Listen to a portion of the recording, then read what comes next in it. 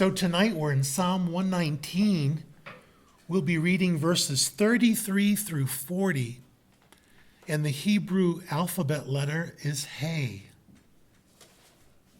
Hear now the word of God. Teach me, O Lord, the way of your statutes, and I will keep it to the end.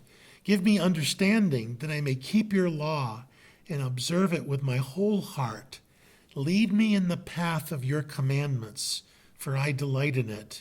Incline my heart to your testimonies and not to selfish gain. Turn my eyes from looking at worthless things and give me life in your ways.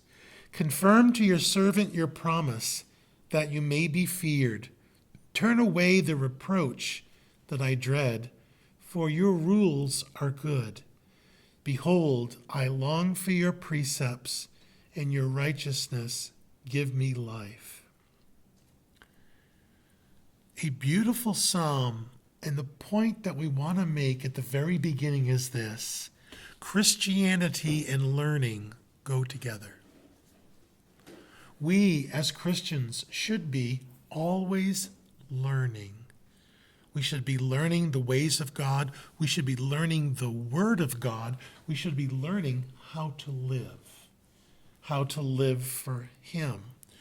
Wherever the gospel has gone, guess what has happened? Schools have arisen. Literacy is because of Christianity. It's not because of the government. In Massachusetts alone, the issue has been when public schools were started was so that children could read the Word of God for themselves. And that is a movement which comes directly from the Reformation. For the Reformation tenet was that the people of God should be able to read the Word of God for themselves. Prior to that, the clergy were the only ones that were allowed to read the Word of God. You couldn't have a Bible because you couldn't understand it. And so you would deceive yourself. So you couldn't have a Bible. You had to depend on a cleric to tell you what the Word of God meant. The Reformation came along and said, you know what? The Word of God is for everybody, and we should be able to read the Word of God ourselves and understand it. And so, in order to make progress, the psalmist is asking the Lord to teach him the Word of God. Teach him the way to live. You've got to learn the Word of God, and you've got to learn the way to live. It doesn't come natural. And you just don't go by a stream of consciousness. Now, hey is what's called a causative. And so you could put a causative in front of every phrase in this stanza. Cause me to learn. Cause me to have understanding. Cause me to walk. I think in our prayers, we need to be more explicit and ask the Lord to help us have these things that we know that we need, right? We're not a church that exhorts you and says, you should do this, you should do that, have a great day. It should be, well, you should do this, you should do that, and ask the Lord to help you do that because you can't do it on your own. But He can help you do it, right? And so, teach me, O Lord, to follow your decrees, not only in knowledge in the mind, but also an ability to do what the mind is saying and agreeing to. And so we are in God's school, aren't we? We are matriculating in God's school. And so if you ever applied to college, one of the things they ask you is, why do you want to come to this university? And you would say you would want to come to this university because you'd want to live a holy life to please the Lord and to give yourself a break, because the best kind of life to live is a holy life. An unholy life is just a drag. It's completely miserable. And now, beloved, we live in a time where learning is devalued, where emotions and feelings are the test of everything, right? We live in a sensual time where people just want to feel something because they're so dead, but think that learning things, using their mind, is somehow antithetical to Christianity. It is not. Why? How do you know that? Well, the Bible tells you, love the Lord God with all your heart, soul, mind, and strength. So we are equally ignorant of the path of God's commandments and impotent to go in it, says Charles Bridges. We need, therefore, double assistance. Our minds must be enlightened, and our hearts must be constrained. And so we need to advance in God's school. And one of the things we should do is have a well-rounded education. Today, people get an education to get a job and to earn money. But in older times, not only did they teach you how to be a plumber, but they taught you about other things too, like liberal stuff. And I don't mean liberal as opposed to conservative. I mean in like humanities and history, social sciences, physical sciences. People knew these things, especially history, right? And today, we don't know our history. We don't even know. Even Christians don't know their history.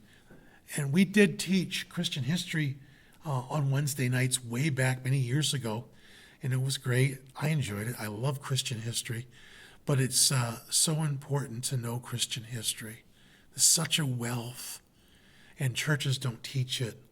One of these days, we need to get back into Christian history and go through it. It's so encouraging. Well, guess what? The way this is framed, this psalm, this stanza, is it talks about the mind, it talks about the feet, it talks about the heart, and it talks about the eyes. So he says, the mind, give me understanding. It's necessary to know it. It's factual. It's necessary to have an intellectual understanding of God's word.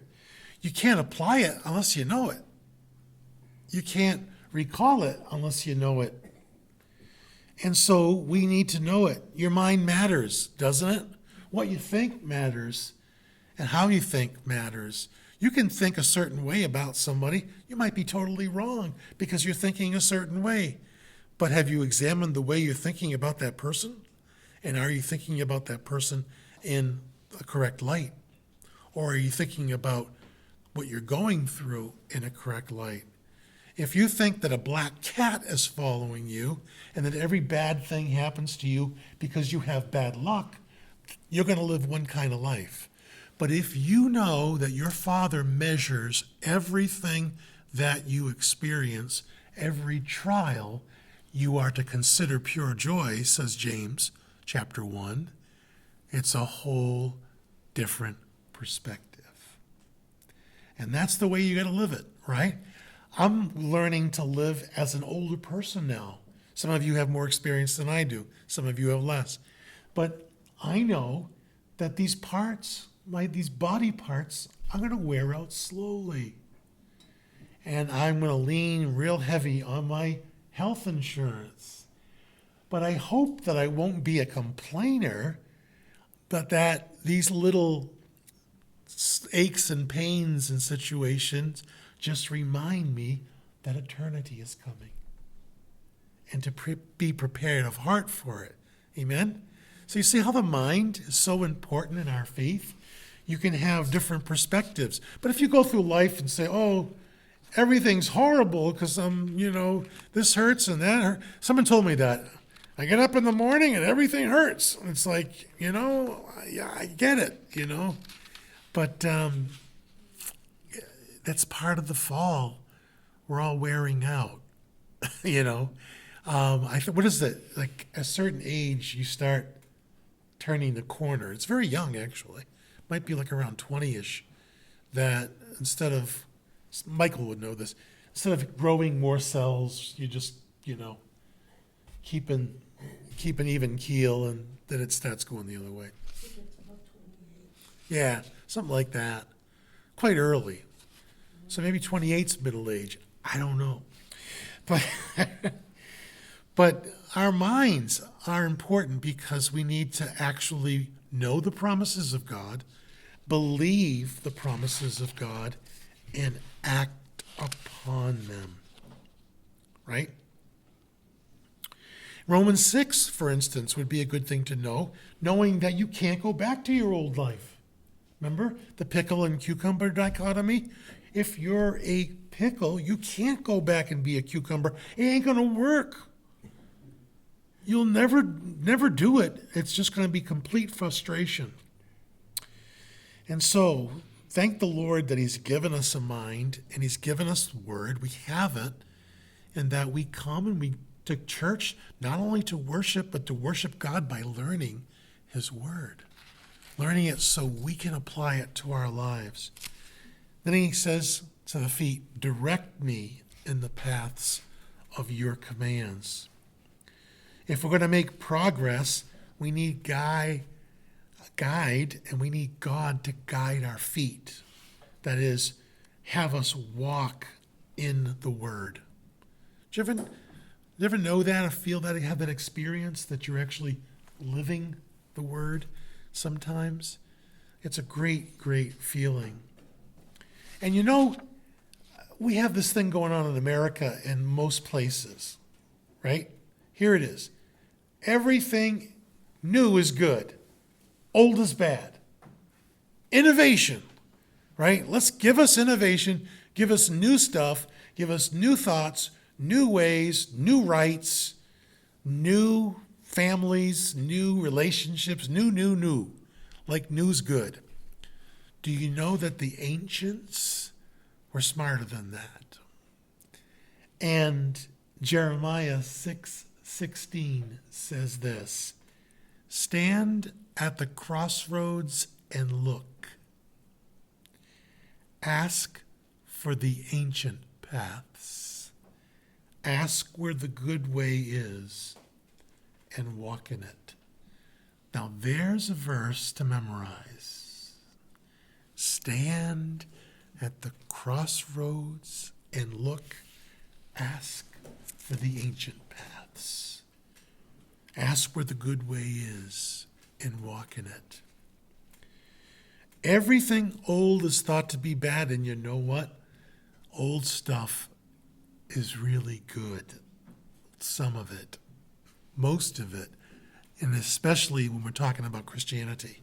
Antiquity is important. These truths are not new. They're as old as the scripture, as Kennedy said. We're not innovators as Christians. We're imitators. We imitate Jesus. We're not creating a new religion here. We're not creating a new thing. We want to be like Abraham, Moses, David, and the patriarchs. We want to be like the reformers and the Puritans, the giants of the faith. Thirdly, the heart. Turn my heart toward your statutes. In order to make progress on God's school, we want to walk in it, and we want the Lord to change our heart so that we pursue God and his word and not turn away from it. You need the Lord to work on your heart all the time. Otherwise, your heart goes astray. And then fourth, the eyes. Turn my eyes away from worthless things. What could be more important today than turn my eyes away from worthless things? I could look at my phone for a half an hour and not make any progress in anything, right? It's just a complete sideshow. It's like a circus sideshow. You're watching some foolish video or whatever. But do you remember Pilgrim's Progress, anybody? Do you remember when they were in Vanity Fair. They went to Vanity Fair, and Vanity Fair had all this foolish stuff, for people to get lost in. And Vanity Fair was very dangerous because all the things that happened in Vanity Fair were vain, i.e. worthless, i.e. useless. And so the world today is Vanity Fair. There's no question about it, right? And if you're a person of the world, you might as well just go to a circus if there was one. They don't have circuses anymore. Now they've come to Main Street, right? You have a circus. The world is a circus. Turn my eyes from beholding vanity, useless things. The world wants to allure you, especially at Christmas. Hey, you need this. You need this junk. You don't need this junk. What are you going to do with it? I like it when my son helps me clean our house out. He'll take one object and say, what about this? I'm like, well, I like that it was, I'm a sentimental cat. And he's like, are you going to use this again? I'm like, no. I just throw it out. So he throws it out, and then the next thing comes along. What about this? Well, that reminds me of Dad. Throws it out, right? So there's sometimes you just got to throw out some stuff. And when you throw it out and you remember what you paid for it, it'll help you the next time when you want to buy something that you're never going to use, right? So we need encouragement in God's school, and we want to live by every word that comes from his mouth. And we don't want to drop out, do we? No, you don't want to drop out of God's school. You want to stay in it. And then he says, there are people that will hate you because of Jesus. If you're doing it right, you'll have people who won't like you because of what you stand for. And they'll give you lip and all that. Jesus said it, all men will hate you because of me, but he who stands firm to the end will be saved. Matthew 10:22. So when you talk to your unsaved family and friends about Jesus and they are mean to you, praise God. You have done what you're supposed to do. It's actually a good thing. It would be better if they came to Jesus and bowed the knee and confessed them as Lord. Maybe they will, but that's how it works, right? And so, anyway, that's about as much as I can say in the time that I've been allotted. So let's pray. Dear God, we are so grateful that we are in your school, that your church is like a school, that the life of the mind is important, and that, Lord, we have come to know that we are to live by the word, and that we are to know it, and to understand it, and to believe it, and to apply it, and to live it. So help us to do that very thing, that at the end of the day we would be blessed, but more than that you would be glorified. Help each one of us, Lord, to remain in your school and to graduate one fine day when that time comes. In Christ's name we pray, and everybody said, Amen. Amen.